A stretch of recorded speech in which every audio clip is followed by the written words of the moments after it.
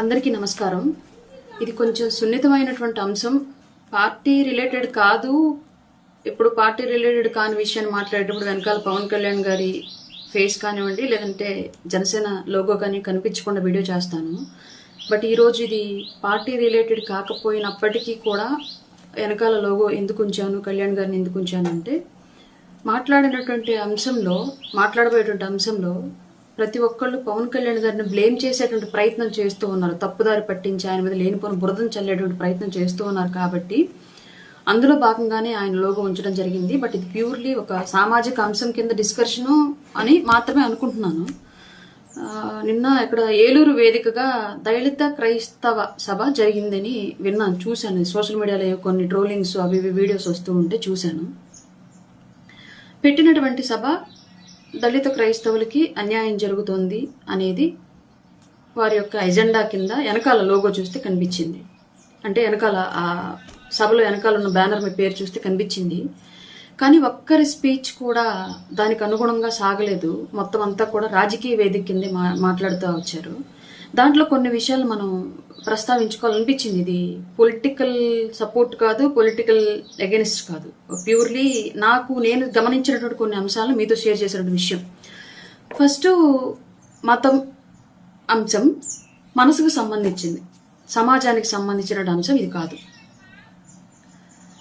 రాజ్యాంగంలో కులాల వివక్షతను నిర్మూలించడానికి ఆర్థిక పరిపుష్టి, సామాజిక గుర్తింపు, రాజకీయ రిజర్వేషన్లు వస్తే సమాజంలో వెనుకబడ్డటువంటి వర్గాలకు కాస్త అధిక వర్ణాలు ఏవైతే వివక్షకు గురవుతూ ఉన్నటువంటి వర్గాలు ఏవైతే ఉన్నాయో వాటికి వివక్షకు గురి చేస్తున్నటువంటి వర్గాల దగ్గర కాస్త ఈక్వాలిటీ లభిస్తుంది, సమాజంలో గుర్తింపు దక్కుతుంది, ఆర్థికంగా ఎదిగితే అంటరాంతనం అనేది కనుమరుగైపోతుంది అనేది రాజ్యాంగంలో పొందుపరిచినటువంటి అంశం. దాన్ని రచించింది, అమలుపరిచేది, చెప్పింది రాజ్యాంగం బై అంబేద్కర్ గారు. ఈ విషయం అందరికీ తెలుసు.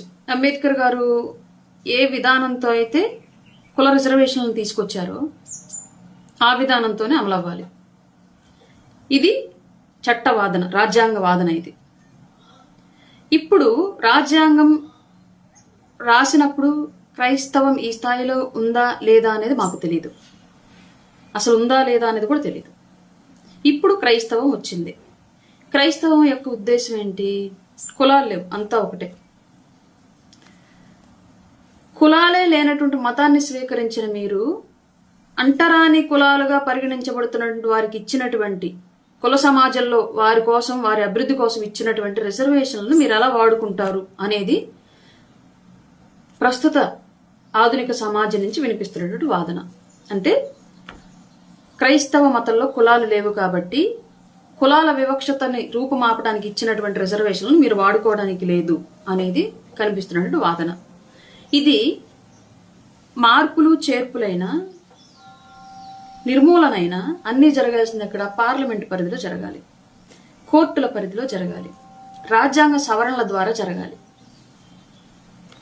కానీ ఇవేమీ లేకుండా రాజకీయ వేదికల మీద అసలు దళిత క్రైస్తవ మతానికే సంబంధం లేనటువంటి అంబేద్కర్ గారి బొమ్మ పెట్టి కేవలం దళితులకే సంబంధించినటువంటి నాయకుడిగా అంబేద్కర్ గారి మీద ముద్ర వేసేటువంటి ప్రయత్నం చేస్తూ పవన్ కళ్యాణ్ గారిని ఎందుకు టార్గెట్ చేసి మీరు ఆ వేదిక మీద మాట్లాడుతున్నారని నాకు అర్థం కాదు. పవన్ కళ్యాణ్ గారు ఈ సిస్టమ్ని తీసుకురాలా. రాజ్యాంగం రచనలో పవన్ కళ్యాణ్ గారు లేరు.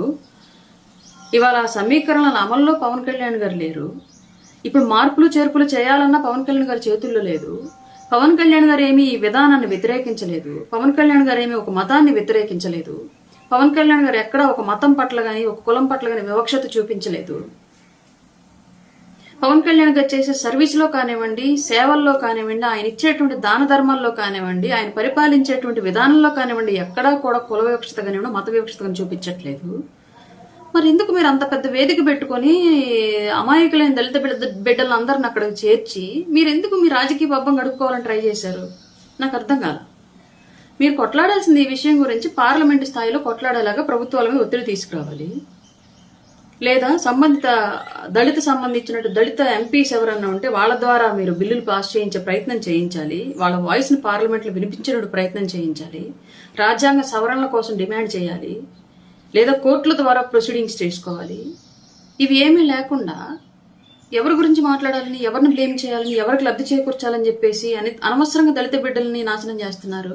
మీరు ఒక్కడన్నా నిన్న మాట్లాడిన వాళ్ళల్లో మతం మారినంత మాత్రాన ఫారిన్ కంట్రీస్ లో క్రిస్టియానిటీ ఒకటే ఉంటది కాబట్టి, అక్కడ మతాలు లేవు కాబట్టి, అక్కడ కులాలు లేవు కాబట్టి, అక్కడ ఉన్నటువంటి విధానం ధనికులు అని కీర్తించబడ్డటువంటి వ్యవస్థ, కుల సమాజంగా ఉన్నటువంటి భారతదేశంలో మతం మారినంత మాత్రాన కులాల వివక్షత ఎక్కడ మారుతుంది? మేము ఇదే సమాజంలో కదా ఉంటున్నాము. మేము మతం మారినా అది మా మనసుకు సంబంధించిన అంశం, కానీ మా ఆర్థిక పరిస్థితి ఎక్కడ మారింది?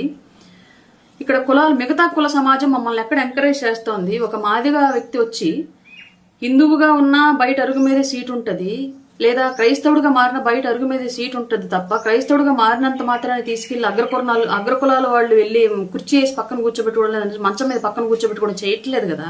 ఈ వివక్షత రూపుమాపాలి అంటే ఆర్థిక అభివృద్ధి, అలాగే సామాజిక అభివృద్ధి, రాజకీయ ప్రాతినిధ్యం, ఇవే కదా ఈ వివక్షతను మాపేది. డబ్బున్న ఒక మాదిగోడికి ఇచ్చిన విలువ డబ్బు లేనటువంటి ఇంకొక మాదిగోడికి ఇవ్వరు కదా అని ఎప్పుడు ఎందుకు మాట్లాడలేదు ఆ వేదిక మీద నాకు అర్థం కాలేదు. ఇది కదా మీరు మాట్లాడాల్సింది అక్కడ. నిజంగా ఈ విషయంలో ఉన్నటువంటి సెన్సిటివిటీని కదా మీరు ఆ వేదిక సాక్షిగా ప్రజల్లో ఆవిష్కరించాల్సింది, ప్రభుత్వానికి చేరవేయాల్సింది.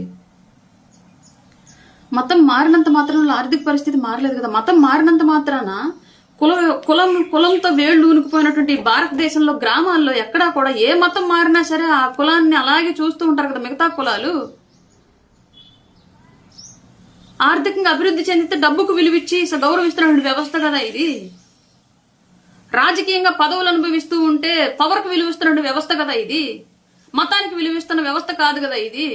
మరి నేను మతం మారినంత మాత్రం నా వర్గాలకో నా కుటుంబానికో ఎక్కడ గౌరవం దక్కుతుంది? దక్కట్లేదు కదా. మరి నాకు రిజర్వేషన్లు ఎందుకు తీసేస్తారు? నా స్థాయి ఏం మారింది సమాజంలో? నా చుట్టూ కుల సమాజం ఉంటే నేను మతం మారినంత మాత్రం నా కులం నన్ను వివక్షత చూపకుండా ఎక్కడ ఆపుతుందని చెప్పేసి కదా మీరు క్వశ్చన్ చేయాలి.